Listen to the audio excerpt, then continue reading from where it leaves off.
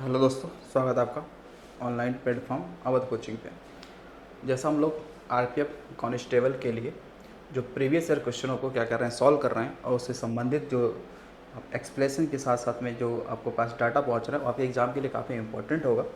तो उसी श्रृंखला में आगे बढ़ते हुए आज हम लोग 18/1/2019 यानी 18 जनवरी 2019 में दो थर्ड शिफ्ट, कौन सा थर्ड शिफ्ट में जो एग्ज़ाम हुआ था उससे संबंधित जो भी क्वेश्चन है वो हमने यहाँ पे आपको लेकर आए हुए हैं 50 क्वेश्चनों को, और उससे संबंधित हम लोग क्या करेंगे, चर्चा करेंगे, बात करेंगे। तो चलो देखते हैं आज का पहला क्वेश्चन क्या है, कैसे कैसे क्वेश्चन, ठीक है, आपके रेलवे ने पूछा है और कैसे कैसे हमें उसको रणनीति बना के पढ़ना है। तो देखिए आज का पहला क्वेश्चन है कि कोणार्क का सूर्य मंदिर डैश डैश में स्थित है। भाई कहाँ पे है ये? आंध्र प्रदेश में है, छत्तीसगढ़ में है, पश्चिम बंगाल में है, उड़ीसा में है। तो ये कहाँ हो जाएगा? उड़ीसा हो जाएगा। क्या हो जाएगा? उड़ीसा हो जाएगा। ठीक है, तो देखिए जो कोणार्क का सूर्य मंदिर है,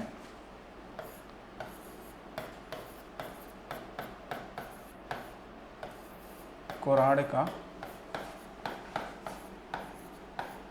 जो सूर्य मंदिर है, इसके बारे में क्या सवाल बन सकता है देखिएगा। इसके इसी ध्यान रखना, इसे हम लोग कहते हैं ब्लैक पैगोडा। ब्लैक पैगोडा भी कहते हैं इसे, क्या बोलते हैं? ब्लैक पैगोडा कहते हैं। इसके अलावा इसे हम क्या कहते हैं इसका जो निर्माण है, इसका जो निर्माण है वो किसने कराया था? तो कोणार्क का सूर्य मंदिर है, ये जो भारतीय नोट है 10 रुपये, ठीक है, 10 रुपये नोट के पीछे ये छपा हुआ है। 10 रुपये नोट के पीछे ये छपा हुआ है। कोणार्क का जो सूर्य मंदिर है, ये ध्यान रखना कि सौर ऊर्जा, ठीक है, किससे? तो सौर ऊर्जा से संचालित भारत का पहला यानी कि फर्स्ट मंदिर है। क्या है आपका? फर्स्ट मंदिर है। ठीक है, ये फर्स्ट मंदिर हो जाएगा। ठीक है, तो आपको ध्यान रखना है। इसके बाद किसने बनवाया, कहाँ पे, इसका अन्य क्या नाम दिया जाता है। ठीक है, चलिए बाकी आप देखेंगे। पश्चिम बंगाल की अगर थोड़ी सी बात कर लेंगे, यहाँ पे ध्यान रखिएगा कि यहाँ जो विधानसभा सचिवालय है ना, विधान सभा सचिवालय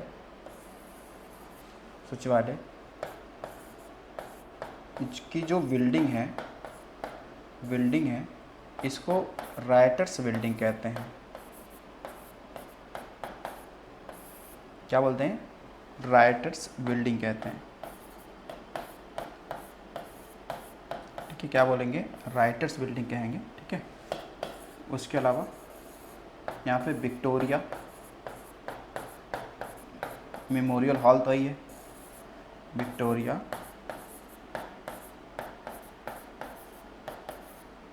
मेमोरियल हॉल यहीं पे है। ठीक है, चलिए अगला क्वेश्चन है कि अमृतसर में प्रसिद्ध स्वर्ण मंदिर निम्नलिखित में से किस सिख गुरु का द्वारा पूर्ण कराया गया था? ठीक है ना, ये पूर्ण की बात कर रहा है। गुरु अंगद, गुरु गोविंद सिंह, गुरु रामदास या गुरु अर्जुन देव? तो वो कौन है? गुरु अर्जुन देव। तो ये सिख धर्म के क्या थे? 5वें क्या थे? गुरु थे। क्या थे? सिख धर्म के ये 5वें गुरु थे। ठीक है ना, तो इन्होंने क्या कराया था? जो अमृतसर मंदिर है, अमृतसर में जो स्वर्ण मंदिर है, इनका कार्य पूर्ण कराया था। इन्होंने क्या किया था? स्वर्ण मंदिर का कार्य क्या कराया? पूर्ण कराया। ठीक है, अब गुरु अर्जुन देव की अगर हत्या की बात करते हैं, हत्या किसने किया था? तो वो किया था जहांगीर ने। किसने किया था? जहांगीर ने किया था। गुरु अर्जुन देव ने ही क्या किया था कि जो आपका आदि ग्रंथ है उसका संकलन किया था। ठीक है, जो आदि ग्रंथ का क्या किया था? संकलन किया था। ठीक है, संकलन तैयार किया था। ठीक है, क्या किया था, संकलन तैयार किया था।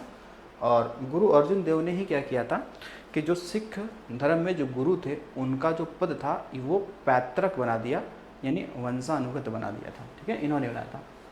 जो गुरु रामदास हैं, गुरु रामदास ने स्वर्ण मंदिर की शुरुआत कराई थी।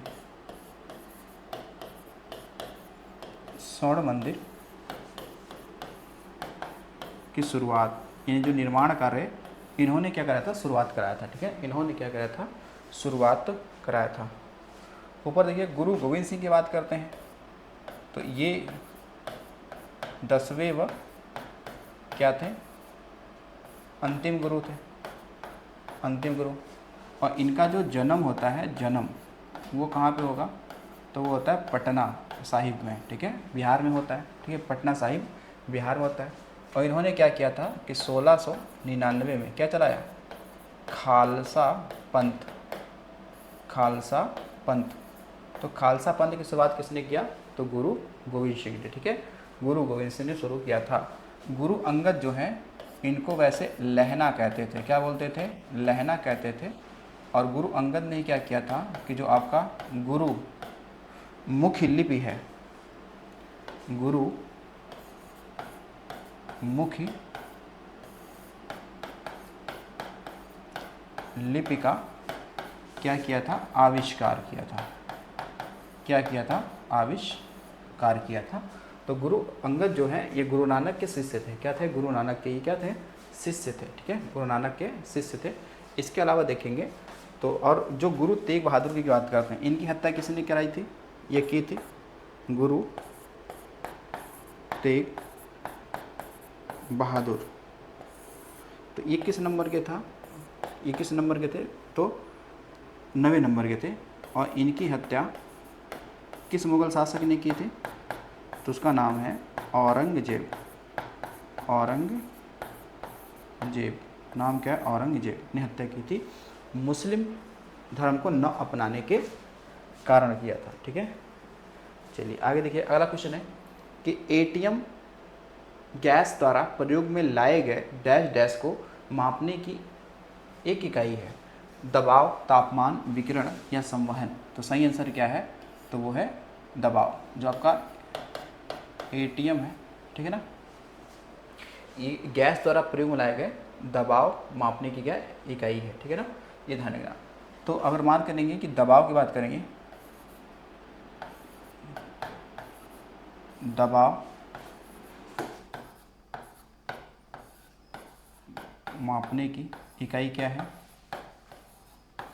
इकाई क्या है, तो है पास्कल। कौन सा है, पास्कल। ठीक है, कौन सा हो जाएगा, पास्कल हो जाएगा। ठीक है, पास्कल हो जाएगा। विकिरण समझते हैं। विकिरण आप देखिए, पृथ्वी गर्म क्यों हो जाती है, यहाँ पे किरणें कैसे पहुँचती है, तो विकिरण के माध्यम से पहुँचती है। ठीक है ना। संवहन में क्या होता है, इसमें मीडियम की आवश्यकता पड़ती है, जबकि विकिरण में मीडियम की आवश्यकता नहीं पड़ती है। ठीक है, मीडियम की आवश्यकता नहीं पड़ती। आगे की कलमकारी चित्रकला का मुख्य केंद्र क्या है, मतलब किस राज्य में कलमकारी की जाती है, तो वो कौन सा है, आंध्र प्रदेश। तो आंध्र प्रदेश में कलमकारी भाई की जाती है। ठीक है ना। और ये कलमकारी आंध्र प्रदेश में 2 प्रकार की होती है, सुना होगा, एक मछलीपट्टनम और श्री कालाहस्ती। ठीक है, तो ये कोई खास इंपॉर्टेंट नहीं है, लेकिन आप रखो कि कलमकारी कहाँ का है, आंध्र प्रदेश का है। अब बंगाल, महाराष्ट्र का आप पढ़ सकते हो कि ठीक है, यहाँ पे वर्ली चित्रकला फेमस है, वर्ली चित्रकला यहाँ पे फेमस है। ठीक है ना, क्या है, वर्ली चित्रकला फेमस है। उसके अलावा आप देखेंगे तो जो आपका पंजाब है, पंजाब में फुलकारी, फुलकारी जो कला है ये फेमस है, जो खासकर कपड़ों पे या सूटों पे की जाती है ना, फुलकारी। आप देखें गुजरात की बात करेंगे, गुजरात में तो यहाँ पे क्या है, नाग गुम्फन चित्रकला फेमस है। कौन सा है, नाग गुम्फन चित्रकला फेमस है। तो जो कालबेलिया जनजाति पाई जाती है गुजरात में, हालांकि कालबेलिया जनजाति मुख्य रूप से राजस्थान की है, लेकिन राजस्थान और गुजरात की सीमा एक दूसरे टच करता है, तो इसलिए ये कालबेलिया जनजाति गुजरात में भी पाई जाती है। ठीक है, तो नाग गुम्फन कहाँ का है, तो हो जाएगा गुजरात का। फुलकारी कहाँ का है, तो हो जाएगा पंजाब का। कलमकारी कहाँ का है, तो हो जाएगा आंध्र प्रदेश का। और वर्ली कहाँ का हो जाएगा, महाराष्ट्र का। फिर आप देखेंगे बिहार की बात करेंगे, बिहार, तो बिहार में आप सुना मंजूषा पेंटिंग व मधुबनी मधुबनी चित्रकला कहाँ का फेमस है, तो ये कहाँ हो जाएगा, बिहार का। फिर देखेंगे आप किशनगढ़ शैली बड़ी फेमस है राजस्थान की, राजस्थान की क्या है, किशनगढ़ शैली, किशनगढ़ शैली ये कहाँ का फेमस है, ये है राजस्थान का। हिमाचल प्रदेश का फेमस है कांगड़ा शैली, कौन सा मतलब, कांगड़ा शैली, यहाँ का फेमस है कांगड़ा शैली, ठीक है। तो इन सबको ध्यान रखना कि कौन सा कला कहाँ का है, ठीक है, कौन सा कला कहाँ का है। अगला देखिएगा, पानी का एक डैश डैश बनाने के लिए हाइड्रोजन के 2 अणु ऑक्सीजन के 1 अणु के साथ मिलते हैं, 3 अणु, 4 अणु, 2 अणु या 1 अणु। तो इसमें आपका जो सही आंसर है वो कौन सा है, 2 अणु। कितने मिलते हैं, तो 2 अणु मिलते हैं, ठीक है ना। अब देखिए जो आपका ये हाइड्रोजन है, हाइड्रोजन, ठीक है ना। तो अब तो इसमें देखो कितने हाइड्रोजन के कितने अणु हैं, इसके 2 अणु, ऑक्सीजन कितने हैं, 1 अणु है, ठीक है ना। हाइड्रोजन के कितने हैं, 2 हैं, और हाइड्रोजन के कितने हैं, 1 है, ठीक है ना, 1 है। तो इसे हम लोग बोल गए यही तो क्या है आपका, यही तो जल है, यही क्या आपका जल है, ठीक है, यही आपका जल है। अब देखो यहाँ पे सवाल आपसे यही पूछ सकता है कि जो हाइड्रोजन है, हाइड्रोजन के कितने, तो 3 क्या होते हैं, समस्थानिक होते हैं, आइसोटोप। कितने होते हैं, 3 समस्थानिक हैं। इनमें आप देखेंगे 3 समस्थानिक यानी H1, ठीक है, क्या होगा H1, H12, H13, क्या होगा H13 होगा, ठीक है।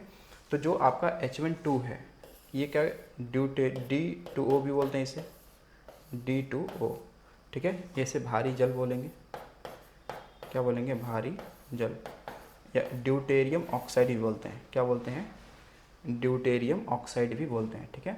तो वो कौन सा, हाइड्रोजन का दूसरा समस्थानिक है ड्यूटेरियम ऑक्साइड, ठीक है, ठीक है। तो ये आपको ध्यान रखना है। चलिए अगला देखिएगा, नर्मदा सागर परियोजना निम्नलिखित में से किस राज्य में स्थित है, छत्तीसगढ़, उत्तर प्रदेश, मध्य प्रदेश या गुजरात। तो नर्मदा सागर परियोजना कहाँ पे है, मध्य प्रदेश में, ठीक है।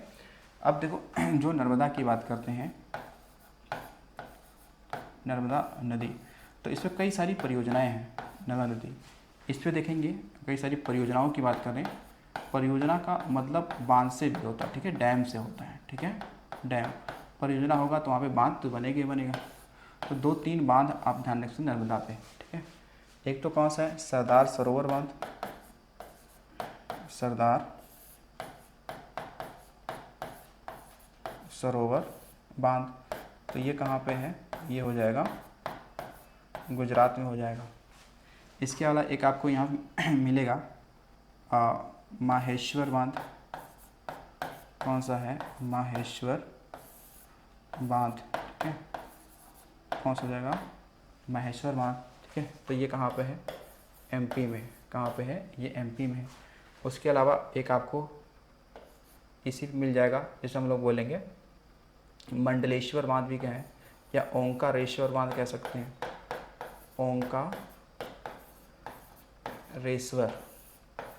ओंकारेश्वर बांध कहाँ है, मध्य प्रदेश में। तो आपको ध्यान रखना है, इन सभी बांधों को भी ध्यान रखना है, ठीक है। गुजरात में देखो उकाई परियोजना है ताप्ती नदी पर, गुजरात में क्या है, यहाँ पर उकाई परियोजना है, किस नदी पर, तो यह है ताप्ती नदी पर, ठीक। ताप्ती नदी को नर्मदा की जुड़वा बहन कहते हैं, क्या कहते हैं, जुड़वा बहन कहते हैं। चलिए तो अब देखते हैं हम लोग अगला क्वेश्चन, देखिए क्वेश्चन नंबर आपका है 7। क्वेश्चन नंबर 7 है कि सदाबहार शंकु वृक्ष कोनिफर मुख्य रूप से किस बायोम में पाए जाते हैं? ये सदाबहार शंकु वृक्ष है ना, वृक्ष है, तो ऑप्शन के अकॉर्डिंग भाई घास के स्थल में तो नहीं पाए जाएंगे, जलीय भाग में तो नहीं पाए जाएंगे, रेगिस्तान में नहीं पाए जाएंगे, पाए कहाँ जाएंगे? वन बायोम में पाए जाएंगे। कहाँ पाए जाएंगे?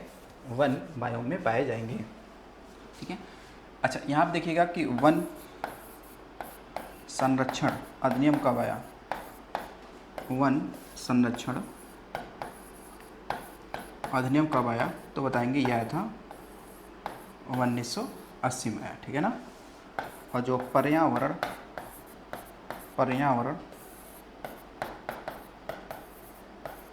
संरक्षण अधिनियम कब आया, ये पूछा है, तो 1986 में आया। कब आया? 1986 में आया। कब आया? 1986 में आया। ठीक है, तो इनको भी आपको ध्यान रखना है। अगला देखिए, भारत का पहला वायसराय कौन था? Lord Wellesley, Lord Canning, Lord Cornwallis, Lord Mayo. ये पूछ रहा है भारत का पहला वायसराय बताओ। ठीक है, तो पहला वायसराय कौन है? तो लॉर्ड कैनिंग है। कौन है? लॉर्ड कैनिंग है। ठीक है। अच्छा, यहाँ पर देखिएगा, थोड़ी सी अगर ये सवाल आपसे बन जाए कि इससे कन्फ्यूजन होता है, तो आपको कन्फ्यूजन ना हो। ठीक है, आपको कन्फ्यूजन ना हो, इसलिए सभी को ध्यान रखना है।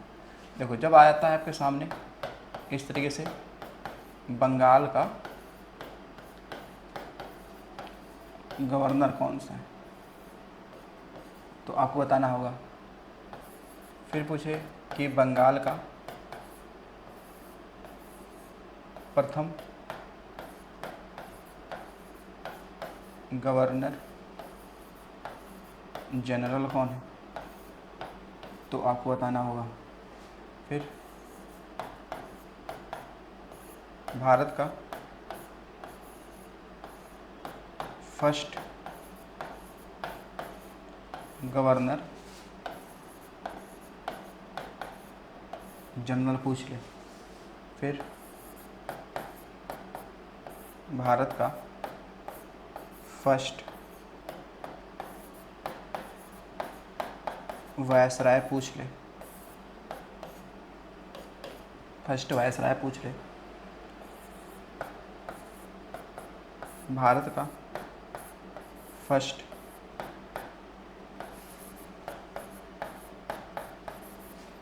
भारतीय गवर्नर जनरल। तो ये फर्स्ट भी होगा और लास्ट भी होगा। ये फर्स्ट भी होगा और लास्ट भी होगा। तो देखो, पहला कौन होगा? तो यहाँ पर होगा रॉबर्ट क्लाइव।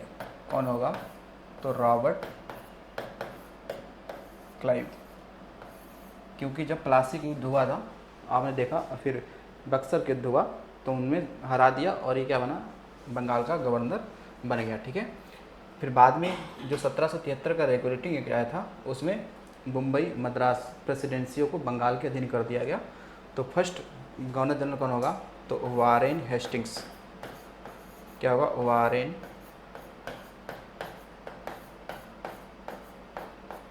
हेस्टिंग्स हो जाएगा। भारत का गवर्नर जनरल कौन हो जाएगा? तो Lord William Bentinck. Lord William Bentinck कौन हो जाएगा? Lord William Bentinck. वायसराय की बात करेंगे तो ये लॉर्ड कैनिंग हो जाएगा। जब 1858 का जब घोषणा पत्र पढ़ा जाएगा रानी विक्टोरिया का, उस समय। ठीक है। और इसमें क्या हो जाएगा? तो सी राज गोपालाचारी, जिनको हम लोग राजा जी के नाम से भी जानते हैं। नहीं, सी का मतलब होगा चक्रवर्ती। ठीक है, क्या होगा? चक्रवर्ती। तो अंतिम अगर गवर्नर जनरल पूछे क्या हो जाए कि भारत में, अगर ये पूछ ले कि भारत में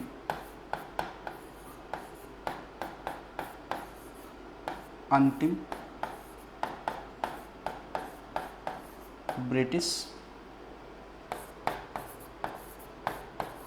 गवर्नर जनरल, तो ये होगा आपका लॉर्ड माउंटबेटन। माउंटबेटन। तो जब देश आज़ाद हो गया, यानी कि स्वतंत्रता के समय और आज़ाद होने के बाद में पहला गवर्नर कौन रहा? एक अंग्रेज ही रहा, ठीक है ना, एक अंग्रेज ही रहा था। आगे देखिएगा, अगला क्वेश्चन है किस अधिनियम ने भारत में दोहरी शासन को समाप्त कर दिया? ठीक है, दोहरी शासन को समाप्त कर दिया। ऑप्शन है भारतीय स्वतंत्रता अधिनियम 1947, 1935, 1858 या 1909। ठीक है, तो इसमें देखो सही आंसर आपके लिए क्या होगा।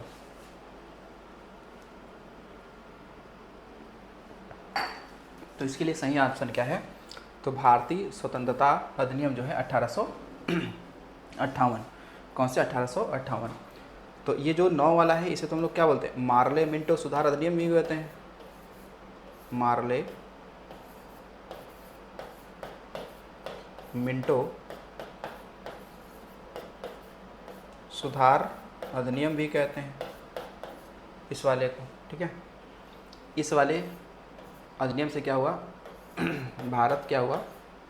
आज़ाद हुआ था, भारत आज़ाद हुआ।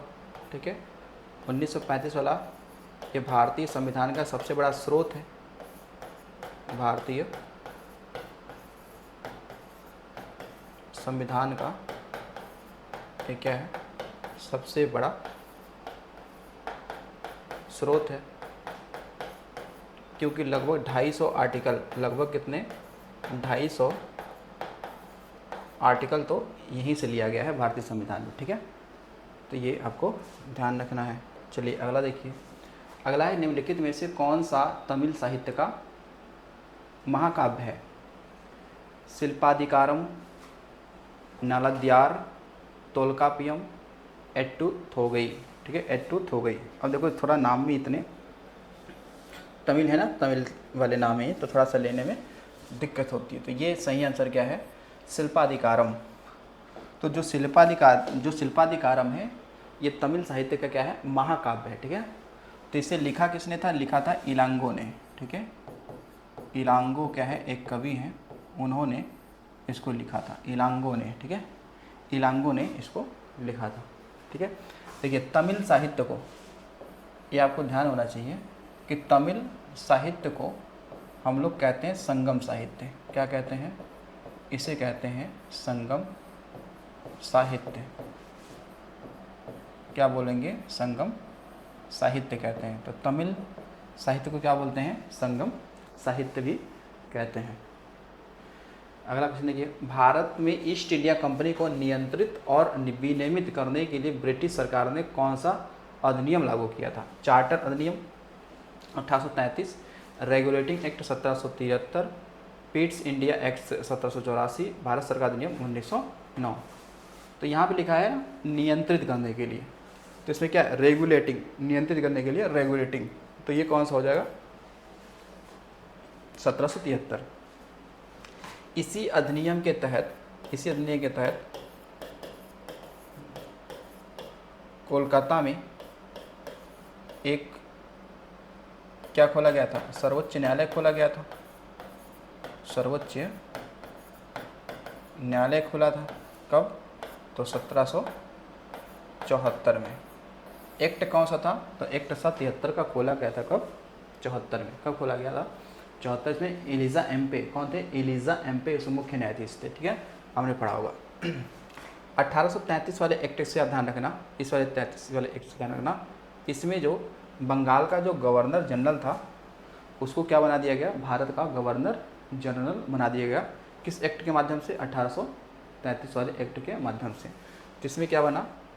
इसमें कौन सा पद आया? भारत का गवर्नर जनरल, ये पद आया। ठीक है, तो इसमें चाय व चीन के साथ व्यापार समाप्त कर दिया अंग्रेज़ों का क्या कर दिया गया? समाप्त कर दिया गया। ठीक है, चलिए अगला क्वेश्चन देखिएगा, आयात पर लगे कर को डैश डैश कहा जाता है?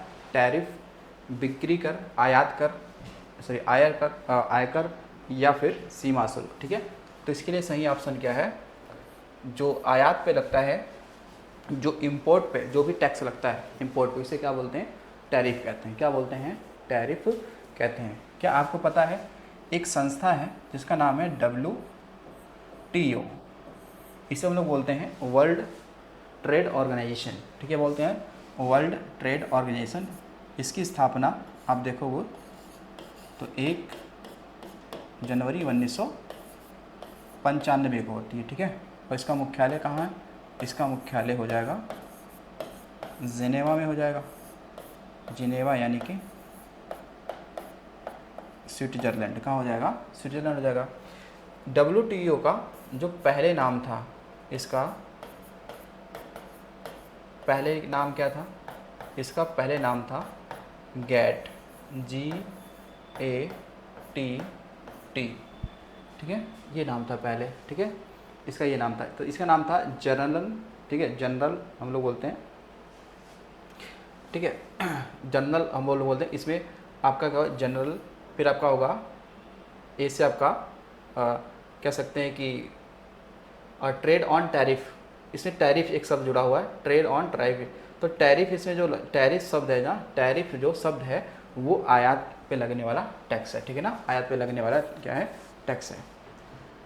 चलिए अगला देखिएगा।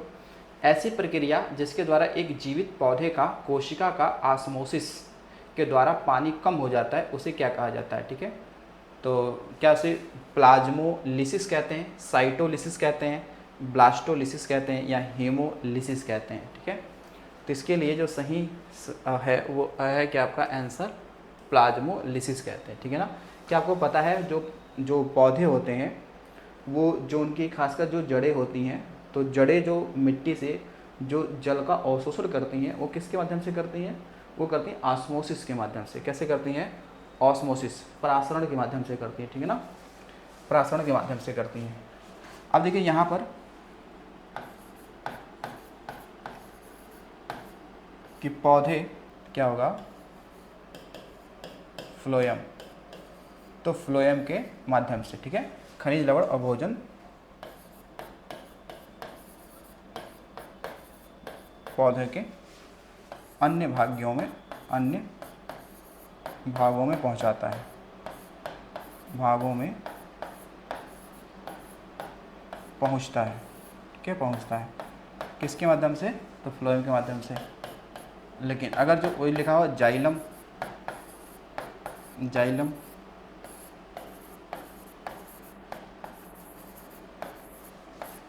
तो जाइलम के माध्यम से अगर बात करते हैं, जाइलम के माध्यम से जो जल है, ज से जाइलम, ज से जल, तो जल जो है वो जड़ों से, ठीक है,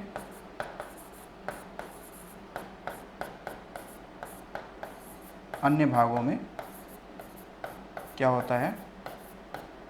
पहुंचता है, ठीक है, अन्य भागों में पहुंचता है, ठीक है। तो इसको आपको ध्यान रखेंगे। चलो अगला क्वेश्चन देखो। अगला क्वेश्चन आपका है कि निम्नलिखित में से कौन सी दक्षिण अमेरिका की सबसे लंबी पर्वतीय श्रृंखला है? ठीक है, क्या है? पर्वतीय श्रृंखला है। तो यहाँ पे श्रृंखला शायद सही लिखना चाहिए, थोड़ा मिस्टेक हो गया है, ऐसे, ठीक है, श्रृंखला। तो वो कौन सी हो जाएगी? दक्षिण अमेरिका बोला है तो इसकी सबसे लंबी पर्वत श्रृंखला कौन सी हो जाएगी? एंडीज। तो एंडीज की सर्वोच्च चोटी कौन सी है?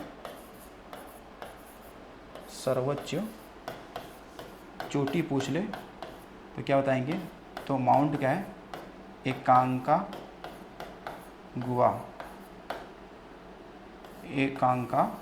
है, जिसकी हाइट लगभग कितनी है? तो 7000 मीटर की है। कितनी है? 7000 मीटर की है, ठीक है। तो जो एंडीज पर्वत श्रृंखला है ये दुनिया की सबसे लंबी पर्वत श्रृंखला है और कहाँ पे है? दक्षिण अमेरिका में है, जो कि अब खास कर देखेंगे तो जो प्रशांत महासागर के क्या है? समानांतर फैला हुआ है नहीं, चिली अर्जेंटीना वाले हिस्से में। तो ये जो एकांकागुआ जो चोटी है ये किस देश में है? अगर देश पूछ लेगा तो बताना है कि अर्जेंटीना में है, ठीक है, अर्जेंटीना में। तो लगभग 2000 किलोमीटर से लंबी भी ज़्यादा क्या है ये पर्वत श्रृंखला है, ठीक है। अब देखो जो रॉकीज है, रॉकीज श्रृंखला की बात करें तो जो रॉकीज पर्वत है ये कहाँ पे है, तो बताएंगे ये तो है उत्तरी अमेरिका में है, उत्तरी अमेरिका महाद्वीप में है, उत्तरी अमेरिका महाद्वीप में है, ठीक है, यानी अमेरिका में है ये। और इसकी सबसे ऊंची चोटी की बात करते हैं, ठीक है, इसकी सबसे ऊंची चोटी की बात करें तो एल्बर्ट, कौन सी सॉरी इसकी जो सबसे ऊंची चोटी है ना वो आपकी माउंट क्या आपका एल्बर्ट ही है, ठीक है ना, माउंट क्या है, एल्बर्ट ही है, माउंट क्या है आपके एल्बर्ट, माउंट एल्बर्ट है, ठीक है, माउंट एल्बर्ट है इसकी ऊंची चोटी, ठीक है। और आल्पस की बात करें तो आल्पस देखेंगे तो इसकी जो सबसे ऊंची चोटी है, सबसे ऊंची चोटी, इसका नाम है माउंट ब्लैंक, माउंट ब्लैंक, और यह है कहाँ पे, तो यह फ्रांस है। तो यानी कि आल्पस पर्वत कहाँ का है, तो माउंट आल्पस पर्वत है, ये है यूरोप का, कहाँ, यूरोप में जो इसकी सबसे ऊंची चोटी इसका नाम क्या है, माउंट ब्लैंक, ठीक है, माउंट ब्लैंक, जो कि कहाँ है, फ्रांस में, ठीक है। और हिमालय तो जानते ही हैं, हिमालय की सबसे ऊंची चोटी कौन सी है, तो माउंट एवरेस्ट, कहाँ है, एवरेस्ट, यानी कि नेपाल में है, ठीक है, कहाँ है, नेपाल में हो जाएगा, ठीक है। अगला क्वेश्चन देखिए, अगला क्वेश्चन आपका है कि अंतर्राष्ट्रीय पुनर्निर्माण और विकास बैंक को लोकप्रिय रूप में डैश डैश के नाम से जाना जाता है। तो ये है आपका कौन सा, तो कहेंगे ये तो है कौन सा, विश्व बैंक है, कौन सा है, विश्व बैंक है, ठीक है। तो आपने पढ़ा कि विश्व बैंक और IMF दोनों का मुख्यालय कहाँ है, तो विश्व बैंक का जो मुख्यालय बताएंगे ये कहाँ पे है, तो ये हो जाएगा आपका वाशिंगटन DC, वाशिंगटन DC। तो DC का मतलब हो गया डिस्ट्रिक्ट ऑफ कोलंबिया, यानी कहाँ, अमेरिका में, ठीक है, कहाँ हो जाएगा, अमेरिका में हो जाएगा विश्व बैंक। तो विश्व बैंक को हम लोग किस नाम जानते हैं, तो I, ठीक है, अंतर्राष्ट्रीय IBRD, ये इसके नाम से भी हम लोग इसे जानते हैं, ठीक है, विश्व बैंक। तो विश्व बैंक देखेंगे जो इसकी स्थापना है वो ब्रुटेन बेट्स सम्मेलन,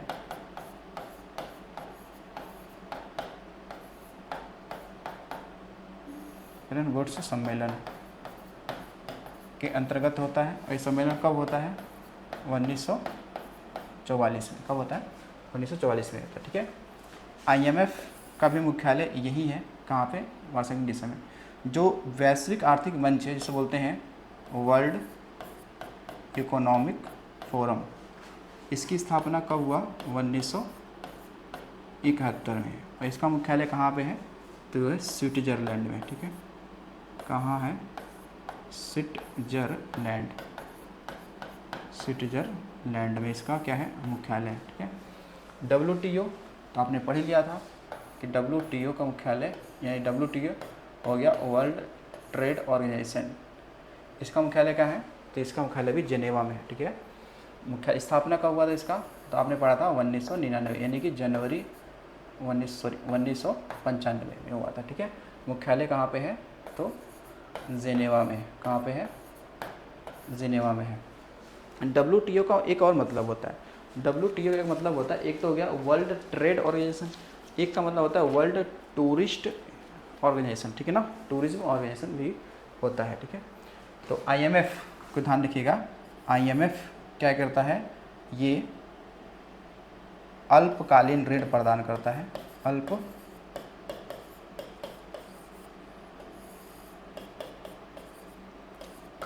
ऋण प्रदान करेगा, ठीक है ना। और विश्व बैंक क्या करेगा, दीर्घकालीन। मंगल ग्रह में किसके प्राकृतिक उपग्रह हैं, मंगल ग्रह में कितने प्राकृतिक उपग्रह हैं आपको ये बताना है, कोई नहीं, 1, 3, 2, तो इसमें कितने भाई, 2 हैं। अब वो 2 कौन कौन से हैं, एक का नाम है डीमोस, क्या नाम है, डीमोस, और एक का नाम है फीबोस, क्या नाम है, एक का नाम है फीबोस। और ये जो डीमोस है, ये ध्यान रखना, ये क्या है, सबसे छोटा उपग्रह है, ये क्या है, सबसे छोटा ये क्या है, प्राकृतिक उपग्रह है, सैटेलाइट है ये, डिमोस, ठीक है। तो दो हैं, डिमोस और फिबोस, ठीक है। और जो मंगल ग्रह है, ठीक है, मंगल ग्रह है, ध्यान रखना यहाँ पे क्या पाई जाती है, लाल मृदा के कारण इसे क्या कहते हैं, लाल ग्रह भी कहते हैं। क्या कहते हैं, लाल ग्रह कहते हैं, ठीक है ना। क्या बोलेंगे, लाल ग्रह कहेंगे मंगल को, ठीक है। चलिए अगला क्वेश्चन देखिएगा, Jawaharlal Nehru port trust dash dash में स्थित है। जवाहरलाल नेहरू, तो ये कहाँ पे है, भुवनेश्वर में, कोची में, मुंबई में या विशाखापट्टनम में। तो ये है कहाँ पे, मुंबई में, ठीक है। तो मुंबई के दक्षिण में है, कहाँ पे है, मुंबई के दक्षिण में है, ठीक है। तो जवाहरलाल नेहरू जो पोर्ट ट्रस्ट है, इसको हम लोग नहावा सेवा बंदरगाह कहते हैं, बंदरगाह कहते हैं, इसका एक अन्य नाम है, ठीक है। तो ये ध्यान रखिएगा कि ये भारत में सबसे बड़ा कंटेनर बंदरगाह है। अगर आप देखेंगे सार्वजनिक क्षेत्र का, ठीक है, सार्वजनिक क्षेत्र का, नहीं तो वैसे प्राइवेट सेक्टर का, तो मुंद्रा क्या है, पोर्ट है, जो कि गुजरात में है, ठीक है ना। तो ये ध्यान रखेंगे।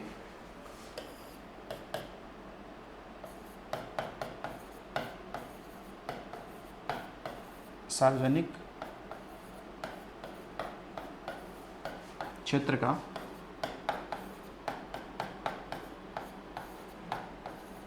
सबसे बड़ा कंटेनर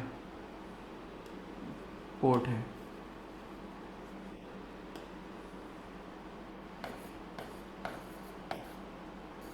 कंटेनर पोर्ट है, ठीक है ना, ये सबसे बड़ा, ठीक है। विशाखापट्टनम जो बंदरगाह है, ये ध्यान रखिएगा कि सबसे गहरा बंदरगाह है, सबसे, ये क्या है, गहरा बंदरगाह है, सबसे गहरा बंदरगाह है, ठीक है। और चेन्नई जो बंदरगाह है वो कृत्रिम सबसे बड़ा बंदरगाह है, और उसे कॉफ़ी बंदरगाह भी कहते हैं, क्योंकि वहाँ से कॉफ़ी क्या होता है, दूसरे देशों में निर्यात भी किया जाता है, ठीक है, दूसरे देशों में निर्यात भी किया जाता है, ठीक है। चलिए अगला क्वेश्चन देखिएगा। तो 13 बड़े बंदरगाह हैं, आपको ध्यान रखना है, 200 से ज़्यादा छोटे क्या हैं, आपके बंदरगाह हैं, ठीक है। किंडवन की प्रक्रिया की खोज किसने की थी, अलेक्जेंडर फ्लेमिंग ने, रॉबर्ट कोच ने, एडवर्ड जेनर ने या लुई पास्चर ने, ठीक है। तो इसका देखो जो सही आंसर है वो ऑप्शन नंबर 4 है, यानी कि लुई पास्चर। क्या है, लुई पास्चर। कहोगे क्योंकि लुई पास्चर किंडवन की प्रक्रिया खोज की थी, हाँ, जैसे ब्रेड हो गया, ठीक है, शराब है, ठीक है, ये सब कैसे बनते हैं, तो किंडवन की प्रक्रिया से ही बनते हैं, ठीक है ना। अब जैसे रॉबर्ट कोच हैं, तो आपने इनके बारे में पढ़ा था कि ये तो भाई तपेदिक, ठीक है, तपेदिक टीका की क्या की थी, खोज की थी। अलेक्जेंडर फ्लेमिंग, जिन्होंने पेनिसिलिन की खोज की थी, कवक से, किससे, कवक से। एडवर्ड जेनर की बात करें तो इन्होंने चेचक के टीके की खोज की थी, चेचक टीका खोजा था। लुई पास्चर किंडवन की प्रक्रिया से क्या हो गए, संबंधित हो गए। अब देखो किस वर्ष में आधुनिक ओलंपिक खेलों में जिम्नास्टिक को शामिल किया गया, 1896, 1988, 1900 या 1972। तो जिम्नास्टिक आप समझते हो, जैसे आपने सुना कि दीपा कर्माकर भाई से संबंधित है ना, क्या दीपा कर्माकर इनसे संबंधित है। तो देखो आधुनिक खेल जब शुरुआत हुआ था ना 1896, तो उसी समय इसको क्या कर लिया गया था, शामिल कर लिया गया था, यानी 1896, ठीक है। तो ओलंपिक खेलों की शुरुआत कहाँ से हुई थी, एथेंस से, एथेंस से क्या हुआ था, शुरू हुआ था ओलंपिक खेल, ठीक है। और देखना कि ओलंपिक, ठीक है, जो ओलंपिक है इसमें पूरी दुनिया के एथलीट्स क्या लेते हैं, भाग लेते हैं, ठीक है। ओलंपिक्स में पूरी दुनिया के क्या लेते हैं, इसमें भाग लेते हैं, और ये दुनिया का सबसे बड़ा एक गेम होता है, खेल होता है, ठीक है। तो ओलंपिक्स की अगर बात करें तो ओलंपिक्स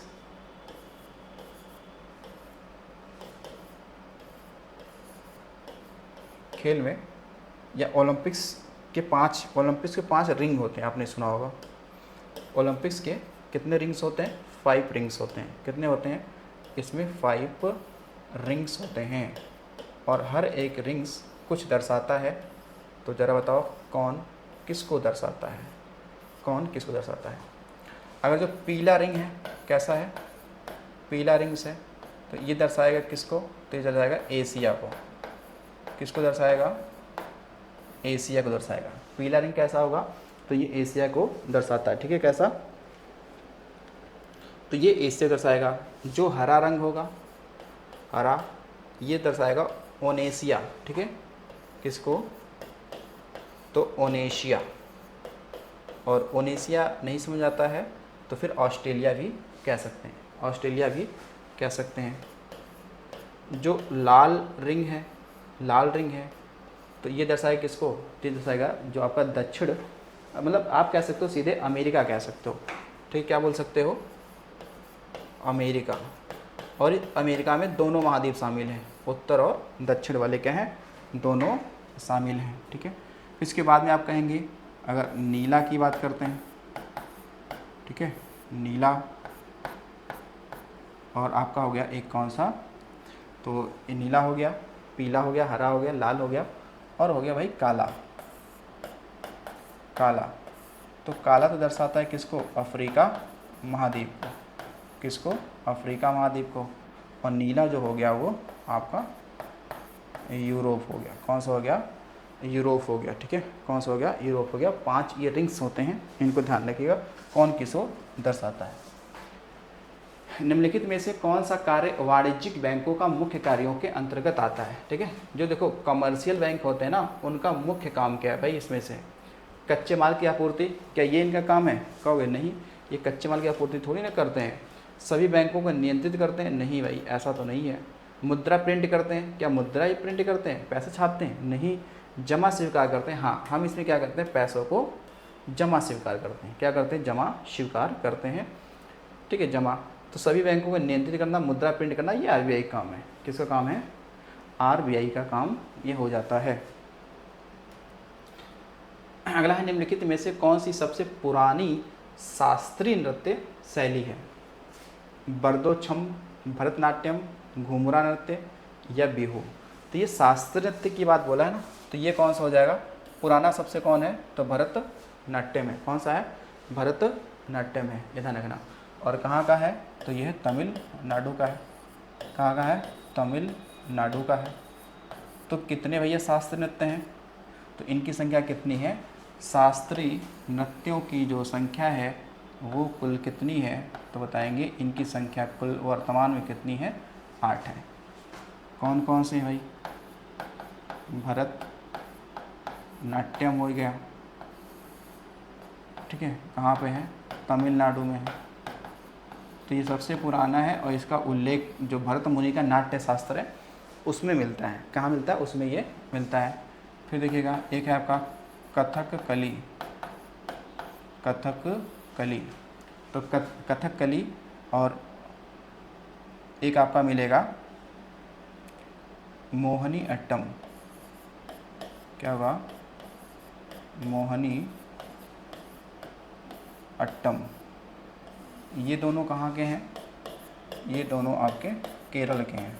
कहाँ के, केरल के हैं। फिर मिलेगा कुचिपुड़ी, कुचिपुड़ी, तो कुचिपुड़ी कहाँ का है, आंध्र प्रदेश का है। कहाँ का, आंध्र प्रदेश का है, ठीक है ना, आंध्र प्रदेश का है। फिर इसके बाद में आप देखेंगे कथक की बात करोगे, तो जो कथक है,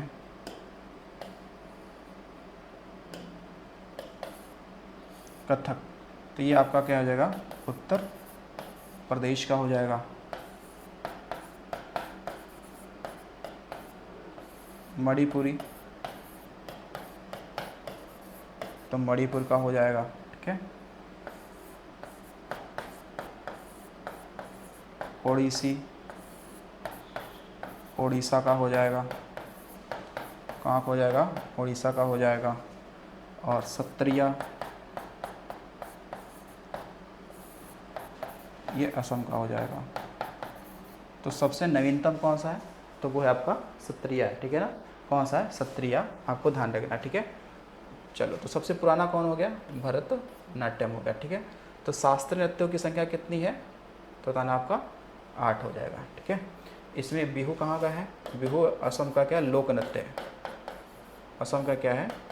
ये लोक नृत्य है जो वर्ष में कितनी बार होता है? वर्ष में 3 बार होता है। कितनी बार है? 3 बार। घूमरा ये उड़ीसा का है। ठीक है ना। अगला है, सतह की एक इकाई क्षेत्रफल पर कार्य बल को क्या कहा जाता है? दबाव, आघूर्ण, टॉर्क या घनत्व। तो इसका सही आंसर क्या है? दबाव। क्या हो जाएगा? दबाव होता है। ठीक है ना, दबाव होता है।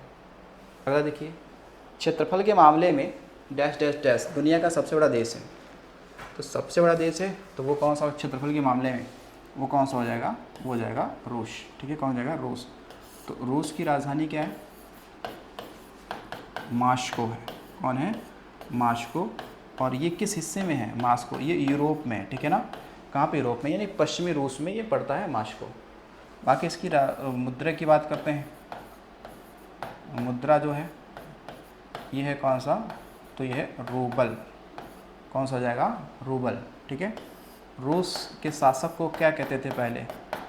शासक को कहते थे क्या? जार कहते थे। क्या कहते हैं? जार कहते हैं। ठीक है, जार। रूस की क्रांति कब हुई? रूस की क्रांति पूछ ले तो बताना कब हुआ था? 1917 में। कब हुआ? 1917 में। ठीक है, तो रूस को पहले किस नाम जानते थे? USSR, यानी यूनाइटेड सोवियत संघ रिपब्लिक। ठीक है, क्या? यूनाइटेड सोवियत संघ रिपब्लिक कहते थे पहले। किसको? रूस को कहते। ठीक है, क्या कहते थे? रूस को कहते थे। तो चलो, तो ये हो गया। अब चलते हैं अगले क्वेश्चन पे। जल निकायों में मेढकों द्वारा थायरोक्साइन हार्मोन्स के उत्पादन के लिए निम्नलिखित में से किसकी आवश्यकता है? ठीक है, तो अब थायरोक्साइन बोल रहा है तो इसके लिए किसकी आवश्यकता होगी? आयोडीन की होगी। किसकी होगी भाई? आयोडीन की होगी। ठीक है, आयोडीन की होगी। आपने पढ़ा होगा आयोडीन की कमी से क्या होता है? घेघा रोग होता है। घेघा या ग्वाइटर भी बोलते हैं। क्या? ग्वाइटर रोग भी बोलते हैं। ठीक है, ग्वाइटर रोग हो जाता है। अब देखो, यूरेनियम को हम लोग क्या कहते हैं? इसे कहते हैं पीला केक कहते हैं। क्या कहते हैं? पीला केक कहते हैं, या इसे कहते हैं मेटल ऑफ होप। क्या बोलेंगे? मेटल ऑफ होप कहते हैं। ठीक है, क्या बोलते हैं? मेटल ऑफ होप कहते हैं। ठीक है, किसको? यूरेनियम को। ठीक है, तो यूरेनियम क्या बोलेंगे? एक प्राकृतिक या एक परमाणु ईंधन है। ठीक है, लोहा की बात करें, लोहे का जो फर्स्ट साक्ष्य है, प्रथम जो साक्ष्य है वो 1000 ईस्वी में मिलता है। कहाँ से? तो अतरंजी खेड़ा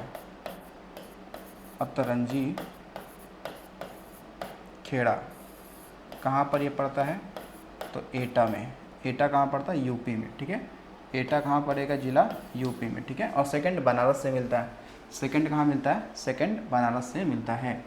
तो सबसे अच्छा लोहा कौन होता है? सबसे अच्छा लोहा, लोहे के 4 अयस्क होते हैं। कितने अयस्क होते हैं? 4 होते हैं। इसमें से मैग्नेटाइट लोहा सबसे अच्छा होता है। मैग्नेटाइट लोहा सबसे अच्छा होता है। ये सो गुड होता है कि उसमें लोहे का अंश क्या होता है? ज़्यादा होता है। तो लोहे का अयस्क है मैग्नेटाइट। लोहा ध्यान रखना, ये 2 प्रकार का होता है। लोहा कितने प्रकार का होता है? 2 प्रकार का होता है। एक है, आपने पढ़ा होगा ढलवा लोहा। ठीक है, और एक होगा कौन सा? पिटवा। तो लौह नगरी किसे कहते हैं? लौह नगरी किसे कहते हैं?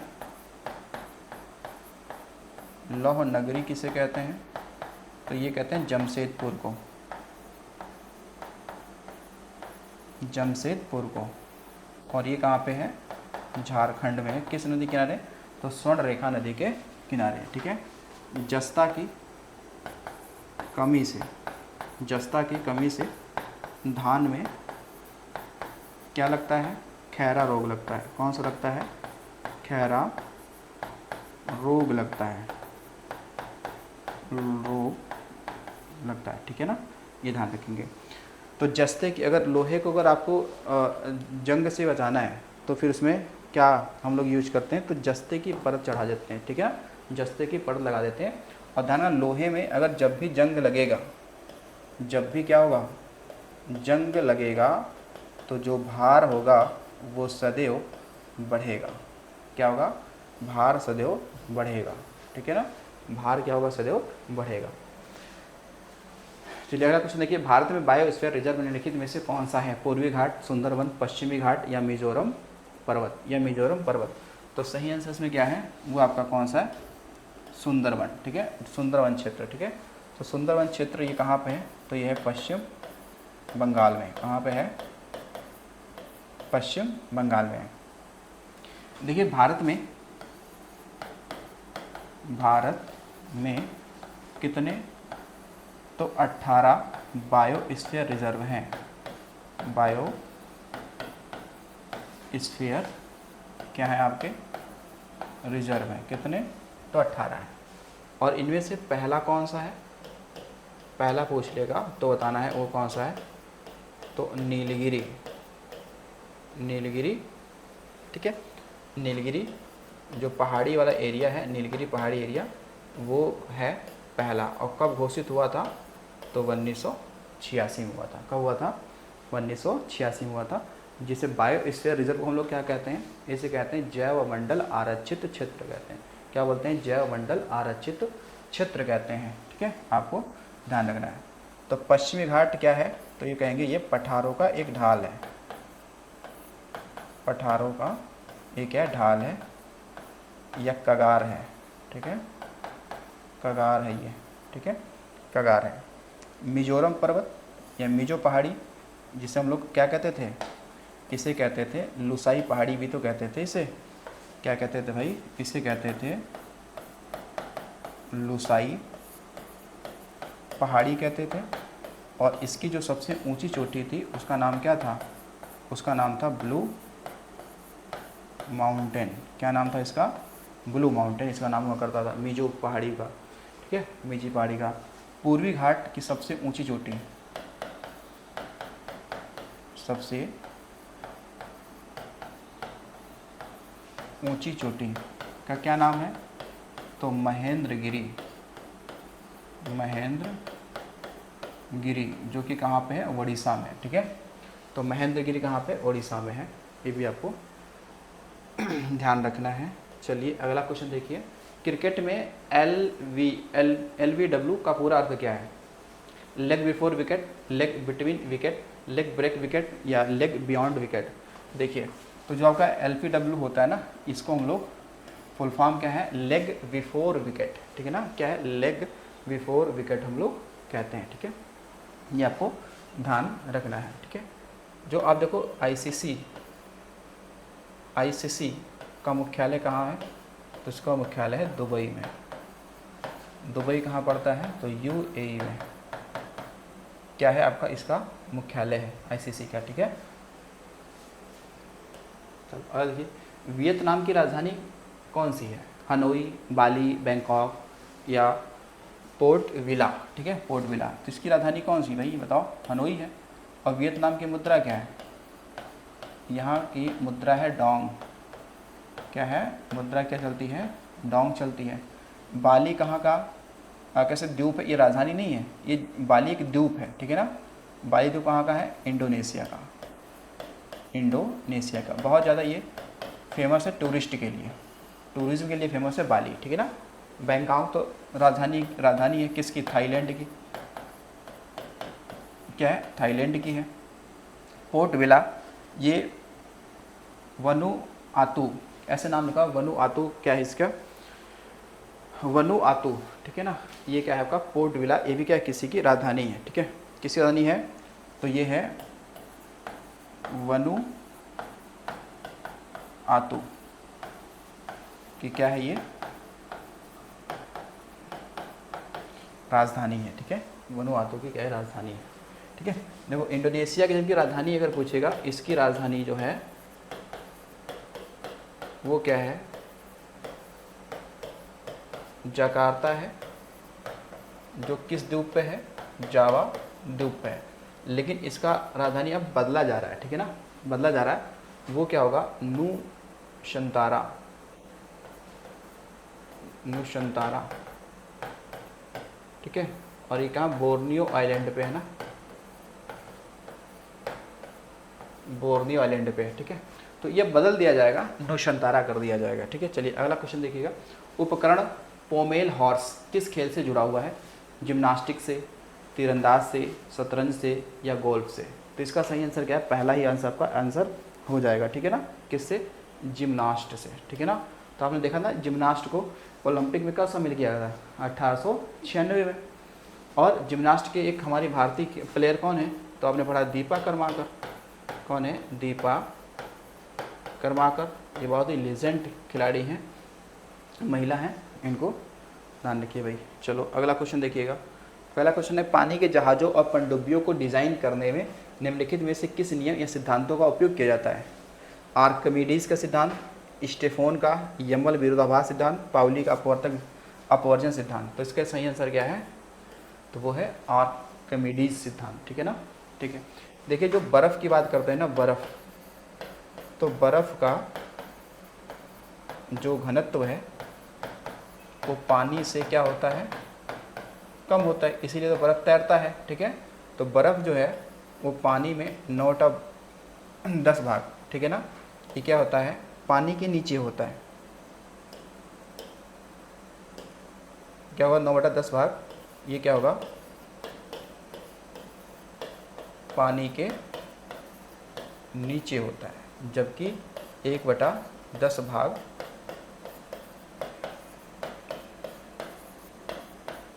पानी में तैरता है, पानी में ये तैरता है, आपको ध्यान रखना, ठीक है। चलिए अगला क्वेश्चन देखिए। सबसे गरीब परिवारों को विकसित करने के लिए निम्नलिखित में से कौन सी योजना शुरू की गई थी। शहरीकरण, स्वयं सहायता समूह, मेक इन इंडिया, भवनों का निर्माण। तो इसका सही आंसर क्या है, स्वयं सहायता समूह, यानी कि सेल्फ ग्रुप, इसे बोलेंगे हम लोग बोलते हैं जो स्वयं हो गया, यानी कि सेल्फ हेल्प ग्रुप्स, ये यानी कि स्वयं सहायता समूह के माध्यम से क्या होता है कि गरीब जो परिवार है उनको आगे बढ़ाया जा सके, ठीक है। आपने भी देखा भी हो। तो मेक इन इंडिया कार्यक्रम आपने देखा होगा कि भारत में जो स्वदेशी वस्तु हैं उनको बढ़ावा दिया जाए, ठीक है ना, भारत में चीज़ों को बनाया जाए और भारत को आत्मनिर्भर बनाया जाए। तो मेक इंडिया कार्यक्रम ये 2014 में शुरू हुआ था। लिखा है कि पूर्व पश्चिम कॉरिडोर पोरबंदर को डैश डैश से जोड़ता है, तेजपुर से, कोलकाता से, गुवाहाटी से या सिलचर से। तो सही आंसर क्या है, सिलचर। तो सिलचर कहाँ पड़ता है, ये पड़ता है असम में। क्या पड़ता है, कहाँ पड़ता है भाई, असम में पड़ता है, ठीक है। तो इसको आप कुछ ऐसे देखो देखो भाई, यहाँ पर आपका क्या है, कह सकते हैं यहाँ पे कन्याकुमारी, सॉरी यहाँ पे क्या हो जाएगा आपका श्रीनगर, ऊपर क्या है आपका श्रीनगर हो गया, दक्षिण में यहाँ पर कन्याकुमारी हो गया, तमिलनाडु में हो गया, ठीक है, ये तमिलनाडु में हो गया, ठीक है। और इस दिशा में देखेंगे यहाँ पे पोरबंदर हो गया, पोरबंदर हो गया। और ये कहाँ पे, गुजरात में है, ठीक है ना, ये कहाँ पे है, गुजरात में है। इस साइड में यहाँ पे क्या होगा आपका सिलचर हो गया, जो कि कहाँ पे है, असम में है, ठीक है। तो यदि इनको हम देखते हैं तो ये इस तरीके से ये गलियारा है, जिसे बोलेंगे पश्चिम पूर्व गलियारा। और ये जो है आपका, ये आपका जो है ये उत्तर दक्षिण गलियारा है, ये उत्तर दक्षिण गलियारा है, ठीक है ना। तो ये वाला आपका क्या है, इसे हम लोग बोलेंगे उत्तर दक्षिण गलियारा या कोरिडोर। तो उत्तर दक्षिण गलियारा कहाँ से कहाँ जुड़ा है, श्रीनगर से कन्याकुमारी तक जुड़ा है। लेकिन अगर आप यही देखेंगे कि पश्चिम पूर्व गलियारा किस किस से जुड़ा है, कहाँ से कहाँ तक है, तो पोरबंदर से लेकर सिलचर असम तक है, ठीक है। इसे हम लोग क्या बोलेंगे, ये क्या आपका है, पश्चिम पूर्व गलियारा है ये, ठीक है, पश्चिम पूर्व गलियारा हो जाएगा। अच्छा, एक चीज़ आपको बड़ी इंपॉर्टेंट थोड़ा सा ध्यान देना होगा कि सवाल अगर ये कभी आपसे पूछ लिया जाए, ठीक है, ये कभी पूछ लिया जाए कि बताइए उत्तर दक्षिण गलियारा और पश्चिम पूर्व गलियारा एक दूसरे को कहाँ पे क्रॉस करते हैं या इसको काटते हैं, ठीक है, काटते हैं, तो ये जो जगह है आपकी, ये बताएंगे, ये है झांसी यूपी। कहाँ पे है, तो झांसी यूपी। तो झांसी यूपी में ये दोनों गलियारे एक दूसरे को क्या करते हैं, क्रॉस करते हैं, ठीक है, क्या करते हैं, झांसी में काटते हैं एक दूसरे को, ठीक है, क्रॉस करते हैं, काटते हैं, ये आपको ध्यान रखना हो, ठीक है। फिर आपने देखा राष्ट्रीय राजमार्गों का चौराहा किसे कहते हैं, राष्ट्रीय राजमार्गों का अगर चौराहा की बात करें, चौराहा किसे कहते हैं, तो ये हो जाएगा कौन सा, तो कानपुर हो जाएगा, ठीक है, कानपुर, क्योंकि यहाँ पे 4 जो नेशनल हाईवे हैं वो आपस में क्या होते हैं, मिलते हैं, ठीक है, 4 मिलते हैं। चलिए अगला क्वेश्चन देखिएगा। अगला क्वेश्चन आपका है कि किस देश में 2022 के राष्ट्रमंडल खेलों का आयोजन किया जाएगा, ये 2022 में, ठीक है, तो ये तो कहाँ पे, अच्छा ये उस समय का है जब ये सवाल पूछा गया था, ठीक है, तब तो सही आंसर क्या, इंग्लैंड था। इंग्लैंड में कहाँ किया गया था, तो बर्मिंघम में ना, बर्मिंघम में किया गया था, ठीक है, ध्यान रखिएगा। अगला है शब्द श्वेतांबर डेटा से जुड़ा है, सिख धर्म से, जैन धर्म से, बौद्ध धर्म से, यहूदी से, तो किससे जुड़ा है बताओ, जैन धर्म से जुड़ा है, ठीक है। जैन धर्म ये 2 भागों में बट गया था, एक हो गया कौन सा, श्वेतांबर, और एक हो गया दिगंबर। तो जो दिगंबर है ये निर्वस्त्र रहते थे, ये निर्वस्त्र रहते थे बिना वस्त्र के, ठीक है, इनकी दिशाएं ही, दिक मतलब हो गया दिशा, अंबर मतलब कपड़ा हो गया, तो इनकी दिशाएं ही क्या हुआ करती थी, वो आपके वस्त्र हुआ करती। श्वेतांबर क्या करते थे, ये लोग श्वेत वस्त्र क्या करते थे, धारण करते थे। तो जो देखो आपके ये जो आपके दिगंबर की बात करते हैं, तो इनके जो गुरु थे वो कौन थे, जो कर्नाटक चले गए थे वो थे कौन आपके, तो एक आपने पढ़ा होगा कि भद्रबाहु, ठीक है ना, कौन थे, भद्रबाहु इनके लीडर थे। इनके कौन थे,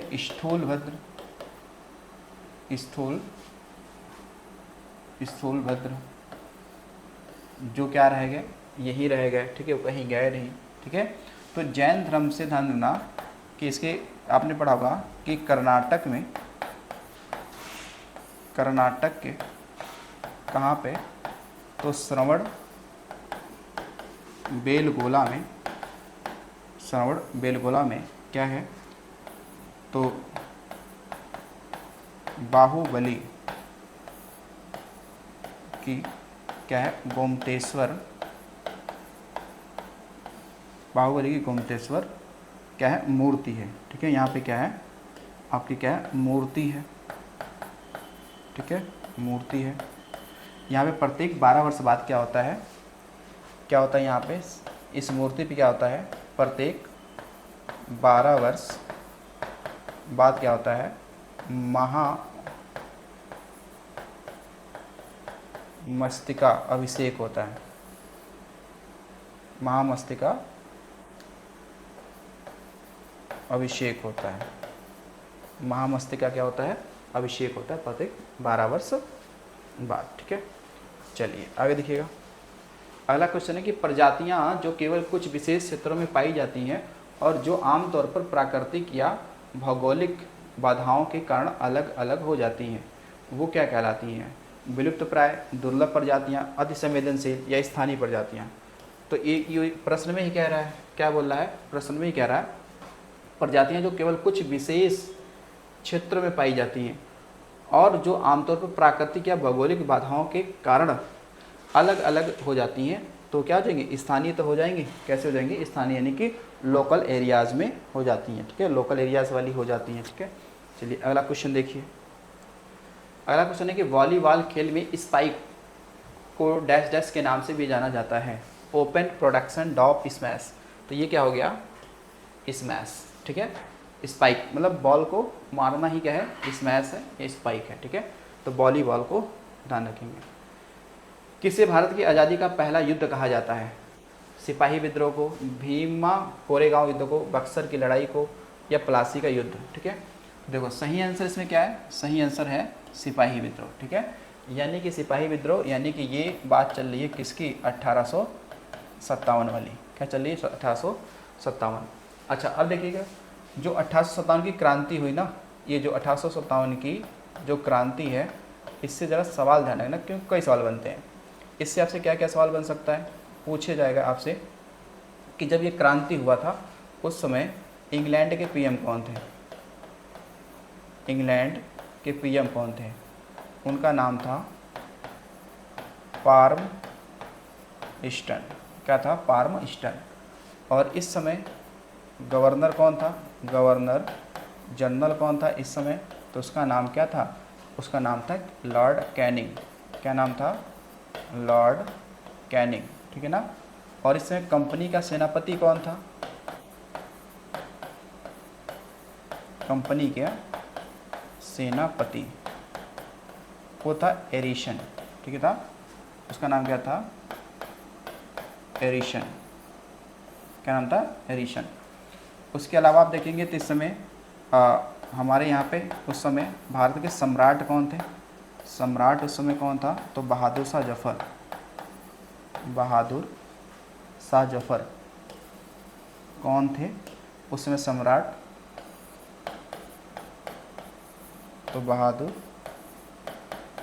शाह जफ़र। आप देखेंगे कि यही अंतिम क्या होंगे, मुग़ल बादशाह होंगे। यही क्या होंगे, मुग़ल अंतिम क्या होंगे, मुग़ल बादशाह ये होंगे इस क्रांति के तहत, ठीक है ना। तो सिपाही विद्रोह का ध्यान रखना 1857।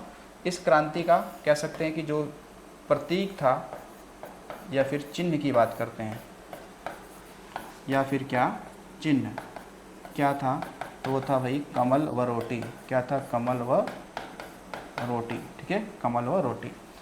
इस युद्ध को ठीक है, इस युद्ध को स्वतंत्रता संग्राम की संज्ञा किसने दी थी? इस युद्ध को स्वतंत्रता संग्राम की संज्ञा किसने दिया था? तो ये थिया बीडी सावरकर। बीडी सावरकर ने दिया था, यानी विनायक दामोदर सावरकर, ठीक है ना। इनकी एक पुस्तक आई थी 1909 में प्रकाशित हुई थी। उसका नाम क्या था? उसका नाम था कह सकते हैं the Indian war of independence. क्या था? The Indian war of independence. तो इनकी क्या थी? एक बुक थी, ठीक है ना। एक इनकी क्या है? पुस्तक है, बुक है। उसका देखो नाम क्या है, इसका नाम क्या है? तो बता सकते हैं कि the Indian war of independence. Independence, ये क्या थी? पुस्तक थी। तो कब प्रकाशित हुई थी? 1909 में। और ये भारत में प्रकाशित नहीं हुई थी, ये हुई थी हॉलैंड में जाके प्रकाशित हुई। हॉलैंड और जो स्कॉटलैंड वाला एरिया है वहाँ पे प्रकाशित हुआ था। अब देखो यहाँ पे दो आपके यहाँ पे दो देखो आपके प्लासी युद्ध और बक्सर युद्ध, इनको भी ध्यान रखना है। जो प्लासी युद्ध हुआ था ये कब हुआ था? ये देखो ये हुआ था आपका कब? तो 23 जून। कब? 1757 में हुआ था, ठीक है। इसमें क्या था? इसमें कौन कौन था? इसमें ध्यान रखना, एक तरफ कौन था? सिराजुद्दौला और दूसरी तरफ कौन था? तो रॉबर्ट क्लाइव। कौन था? रॉबर्ट क्लाइव था। तो इसमें क्या हुआ? इसमें ये जीत गया। क्यों जीत गया? कि जो इसका सेनापति था मीर जाफ़र, उसने धोखा दे दिया था। मीर जाफ़र ने क्या किया? ये दे दिया भाई धोखा, किसको? तो सिराजुद्दौला को, इसलिए हार गया। बक्सर के युद्ध की बात करते हैं तो ये कब हुआ? तो ये कह सकते हैं कि 22-23 अक्टूबर की ये डेट देता है, ठीक है। कहीं 22 लिखा हुआ, कहीं 23 लिखा होता है। तो ये कब हुआ? 1764 में, ठीक है। तो बक्सर कहाँ है? तो बक्सर पड़ता है बिहार में। बक्सर कहाँ है? बिहार में। प्लासी कहाँ पड़ता है? ये वेस्ट बंगाल में, ठीक है, पश्चिम बंगाल में है। और बक्सर तो बिहार में, ठीक है ना। ये लड़ाई जो है वो किसके बीच में लड़ी गई थी? तो मीर कासिम, ठीक है ना, और 3 राजा थे, ठीक है। एक किस में लड़ा गया? तो मीर कासिम थे, शुजाउद्दौला थे, ठीक है। दूसरा कौन थे? शुजाउद्दौला। ये अवध के नवाब थे शुजाउद्दौला। और अवध और मुग़ल सम्राट थे शाह आलम द्वितीय, शाह आलम द्वितीय। उधर से कौन था? तो उधर से अंग्रेज़ थे। तो ये हार गए और अंग्रेज़ जीत गए, ठीक है। तीन राजा मिलकर लड़े, लेकिन फिर भी ये हार गए थे, ठीक है ना। फिर भी हार गए थे। उधर अंग्रेज की तरफ से हेक्टर मुनरो था। चलो आगे देखो, दुनिया में चौथा सबसे बड़ा महाद्वीप कौन सा है? उत्तर अमेरिका, एशिया, अफ्रीका या दक्षिण अमेरिका? तो चौथा पूछ रहा है ना, तो चौथा तो हो जाए कौन सा? दक्षिण अमेरिका, ठीक है। पहला कौन सा है? पहला है एशिया, है नहीं, एशिया। दूसरा कौन सा है? अफ्रीका। तीसरा कौन सा है? उत्तरी अमेरिका। चौथा कौन सा है? तो दक्षिणी अमेरिका। पांचवा कौन सा है? अंटार्कटिका। छठा कौन सा है? यूरोप। और सातवां कौन सा है? ऑस्ट्रेलिया। तो चाहे चौथा पूछे चाहे तीसरा पूछे, आपको ये सीरीज पता है तो सारा आपको कर ले जाएंगे, ठीक है। चलिए, बंगाल के पहले गवर्नर जनरल के रूप में किसे नियुक्त किया गया था? ये देखो लिखा है बंगाल के पहले गवर्नर जनरल, ठीक है। केवल गवर्नर नहीं लिखा है, गवर्नर जनरल लिखा है। तो ये कौन हो जाएंगे? तो वारेन हेस्टिंग्स। जो ये रॉबर्ट क्लाइव थे, ये बंगाल के क्या थे? बंगाल के ये पहले गवर्नर थे, है ना। लॉर्ड विलियम बेंटिक, ये भारत के फर्स्ट क्या थे? गवर्नर जनरल थे, ठीक है ना, गवर्नर जनरल थे। लॉर्ड मेयो की क्या हुई थी? हत्या हुई थी। हत्या भारत के कहाँ पे? अंडमान एंड निकोबार में हुई थी। और इसने 1872 में प्रथम जनगणना भी कराया था, ठीक है। यानी कि 1872 में क्या कराया? फर्स्ट जनगणना कराया, ठीक है। लेकिन 10 की जनगणना 1881 में लॉर्ड रिपन कराएगा, ठीक है ना, लॉर्ड रिपन कराएगा। अगला है, प्रत्येक संसदीय बैठक का पहला घंटा निम्नलिखित में से किसके लिए रखा जाता है? शून्यकाल, प्रश्नकाल, विशेषाधिकार घंटा, ध्यानाकर्षण प्रस्ताव। इसके लिए सही क्या है? तो वह है प्रश्नकाल, ठीक है ना। जो पहला घंटा होता है संसद का उसे कहते हैं प्रश्नकाल। और प्रश्नकाल के बाद में क्या आता है? प्रश्नकाल के बाद में आता है शून्यकाल। तो जो शून्यकाल होता है ये कब से शुरू होता है? 12 से, ये कब तक रहेगा? 1 तक रहेगा, ठीक है, 12 से 1 तक, ठीक है। ये होता है आपका शून्यकाल, ठीक है ना। तो इससे पहले का घंटा कौन होता है? प्रश्नकाल होता है, ठीक है। तो सवाल आता है कि शून्यकाल किस घंटे के बाद आता है? तो प्रश्नकाल के बाद आता है, ठीक है ना। तो ये ध्यान रखिएगा। तो सही आंसर क्या है? प्रश्नकाल, ठीक है। तो ये पहला घंटा यही है, ठीक है ना। प्रश्नकाल संसद में क्या है? ये पहला घंटा है, ठीक है ना। अगला सवाल है कि 1765 पहले ब्रिटिश ईस्ट इंडिया कंपनी के पास एकमात्र कौन सा अधिकार था?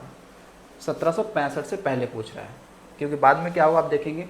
1764 में बक्सर का युद्ध होगा, उसमें अंग्रेज जीत जाएंगे और उनके पास बहुत सारे अधिकार आ जाएंगे। बहुत सारे अधिकार आने का मतलब है उनका प्रशासन भी हो जाएगा, राजस्व वसूलना भी हो जाएगा, उनका व्यापार करना भी हो जाएगा।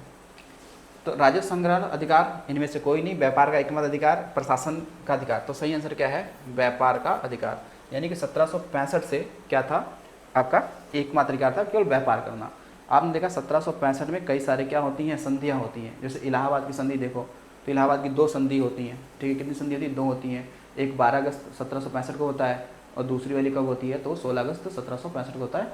इलाहाबाद की 2 संधियाँ होती हैं, ठीक है, उसी में ध्यान रखिएगा। तो इसमें व्यापार करना केवल इनके पास था। अगला देखो, भारत का संविधान कब लागू हुआ? 26 जनवरी 1950 को, 15 जनवरी 1950 को, 26 नवंबर 1949 को, 15 अगस्त 1947 को। तो सही आंसर क्या है आपका, 26 जनवरी 1950 को, ठीक है, 26 जनवरी 1950 को। 26 नवंबर 1949 को क्या हुआ था कि संविधान को क्या किया गया था, अपनाया गया था, अपनाया गया था। यानी कि कुल मिला के कह सकते हो भैया इसको आत्मसमर्पित किया गया था, ठीक है ना। जबकि लागू कब हुआ, तो 26 जनवरी 1950 को लागू हुआ था, ठीक है। ये आपको विशेष रूप से ध्यान रखना। ये तो भाई क्या है, आज़ाद हुआ देश, ठीक है, ठीक है, आज़ादी कैसे देश आज़ाद हुआ, इसमें इसमें क्या हुआ, देश आज़ाद हो गया, भारत आज़ाद हो गया, ठीक है। चलो अगला देखते हैं। केंद्रीय लोक सेवा आयोग की स्थापना किस वर्ष हुई थी? 1926, 1919, 1927, 1935, 1935। तो सही आंसर क्या होगा आपका, देखो इसका सही आंसर आपका है 1926। क्या होगा 1926 में। 1919 में क्या आया था, तो इसमें आया था मॉन्टेग्यू चेम्सफोर्ड, मॉन्टेग्यू चेम्सफोर्ड क्या आया, सुधार आया था 1919 वाले में। ये तो भारत शासन अधिनियम 1935 था। क्या था, भारत शासन अधिनियम 1935 था। चलिए अगला क्वेश्चन देखिए। अगला क्वेश्चन आपका है इसमें कि गोलोरा बुंग कर्णो GVK स्टेडियम डैश डैश में स्थित है, इंडोनेशिया में, ऑस्ट्रेलिया में, सिंगापुर में या कनाडा में। तो ये कौन है, कहाँ पे है, इंडोनेशिया में। इंडोनेशिया के जो पहले क्या है राष्ट्रपति हैं, इनका नाम है सुकर्णो। नाम क्या हो जाएगा, सुकर्णो के नाम पे रखा गया, ठीक है, सुकर्णो के नाम पे रखा गया, ठीक है। इंडोनेशिया, ठीक है, इंडोनेशिया की जो मुद्रा है, ठीक है, ध्यान रखना भैया, मुद्रा की बात करते हैं तो उस मुद्रा का नाम है क्यात। मुद्रा कौन सी है, तो मुद्रा हो जाएगी क्यात। तो ऑस्ट्रेलिया में ऑस्ट्रेलियाई डॉलर है, सिंगापुर में सिंगापुर डॉलर है, कनाडा में कनाडियाई डॉलर है, ठीक है। तो ये ध्यान रखना, ये कहाँ पे आपका स्टेडियम है, तो वो है इंडोनेशिया में, ठीक है। कहाँ पे, इंडोनेशिया में मिलेगा। पहला क्वेश्चन है कि निम्नलिखित में से कौन सा एक लोकप्रिय पॉलीएस्टर है जिसका बोतल और बर्तन बनाने के लिए उपयोग किया जाता है, ठीक है। बोतल, क्या लिखा है, बोतल बर्तन बनाने में किया जाता है। तो इसके लिए आप देखो सही आंसर क्या है, पॉलीएथिलीन टेरेफ्थलेट, ठीक है ना, पॉलीएथिलीन टेरेफेथलेट ये है, ठीक है ना। इसका उपयोग हम लोग करते हैं, ठीक है ना, इसका उपयोग करते हैं। अगला है कि निम्नलिखित में से किसको सार्वजनिक सामान कहा जाता है? सार्वजनिक सामान कहा जाता है, वस्त्र, खाद्य सामग्री, कारें, राष्ट्रीय रक्षा, ठीक है, राष्ट्रीय रक्षा।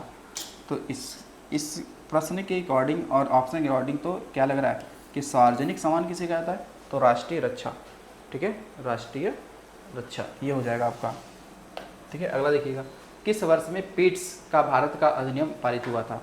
1784, 1773, 1783, 1793। तो ये आपका सही आंसर क्या है, 1784। कौन सा हो गया, 1784।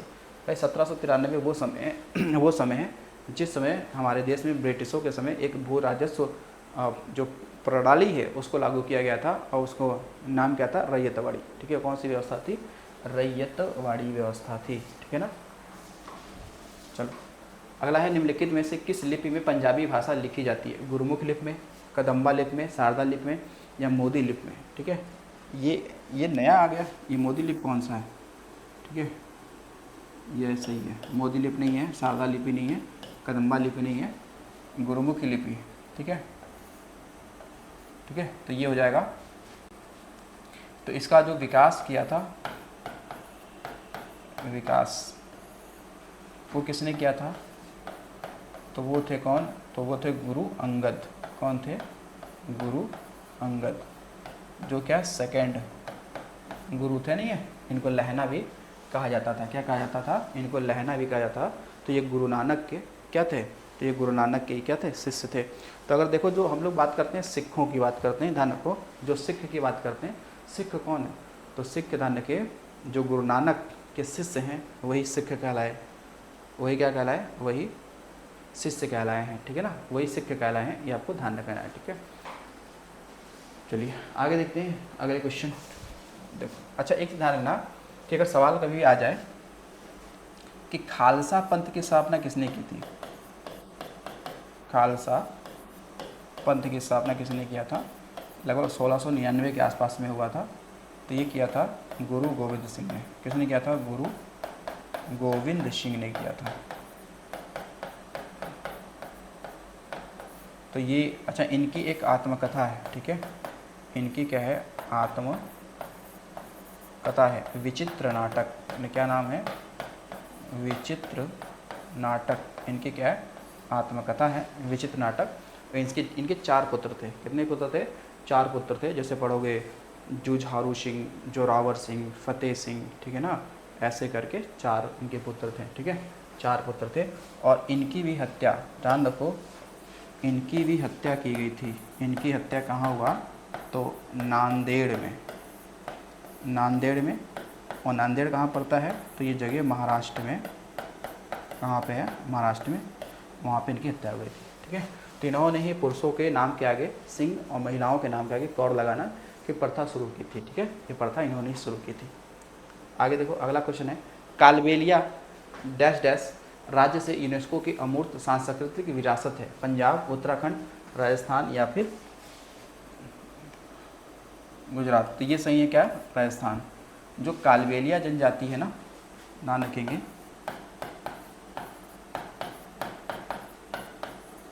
कालबेलिया जनजाति जो है, जनजाति, ये क्या करती है? कालबेलिया नृत्य करती है। ये क्या करती है? कालबेलिया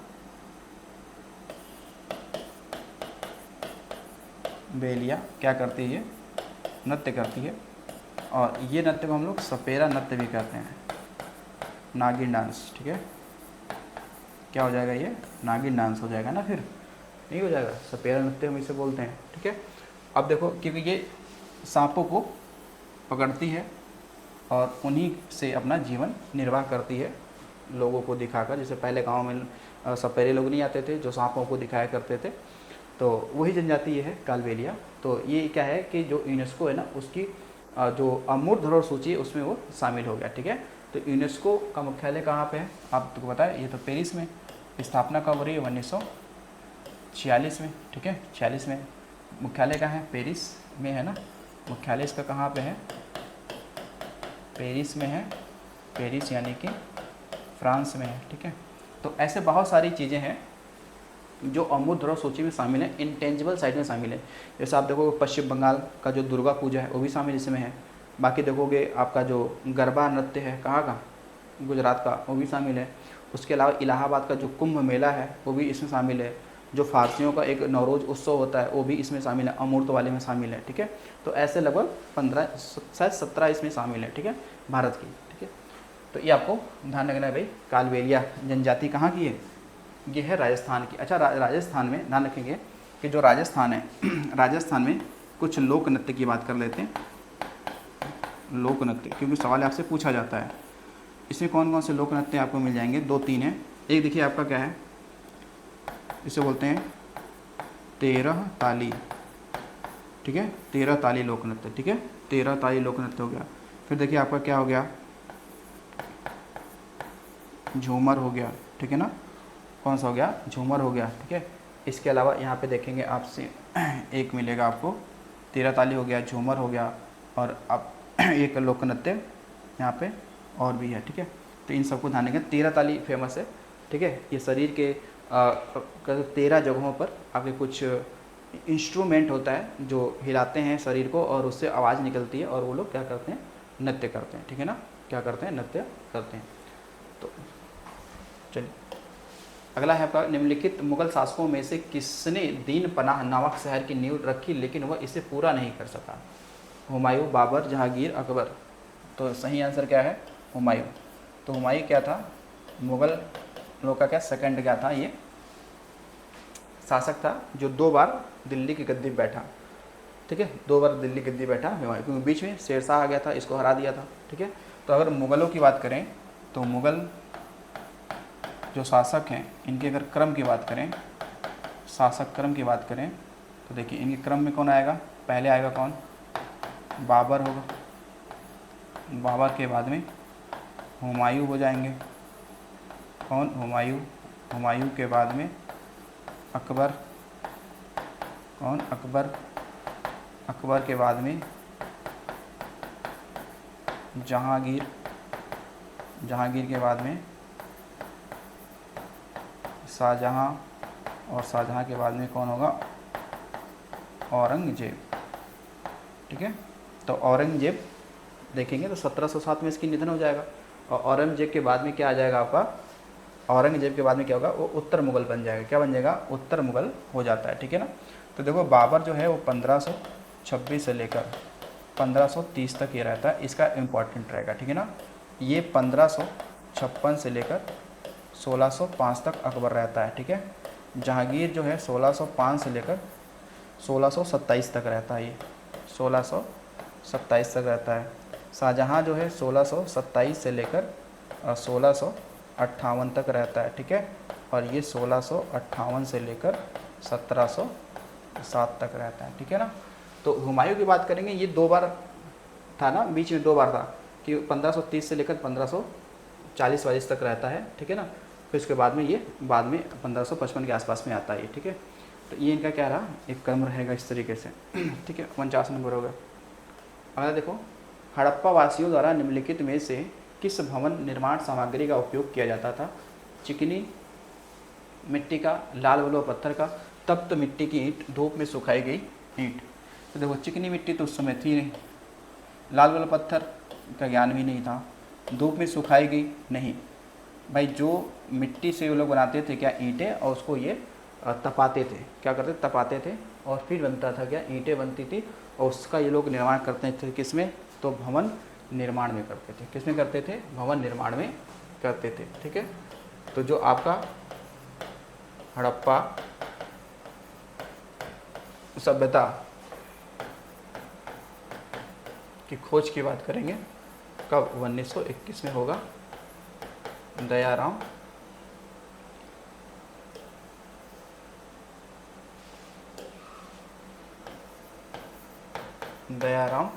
साहनी द्वारा, दयाराम साहनी द्वारा होगा, ठीक है ना, हड़प्पा सभ्यता की खोज, ठीक है ना। तो ये आपको ध्यान रखना है, ठीक है। तो ये रावी नदी के किनारे है, ठीक है ना, क्या है, रावी नदी के किनारे स्थित है, ठीक है। तो ये हमारे क्या हो गए आज के टोटल कितने, 50 क्वेश्चन हो गए, जो कि आरपीएफ के लिए काफ़ी इंपॉर्टेंट रहेगा, ठीक है ना, काफ़ी इंपॉर्टेंट रहेगा। तो चलिए मिलते हैं, अगले हम लोग मिलेंगे ऐसे ही अच्छे अच्छे क्वेश्चनों के साथ में जो आपके एग्ज़ाम के लिए क्या बेहतर साबित हो सकते हैं। तो चलिए मिलते हैं अगले वीडियो में। तो थैंक्स फॉर वॉचिंग।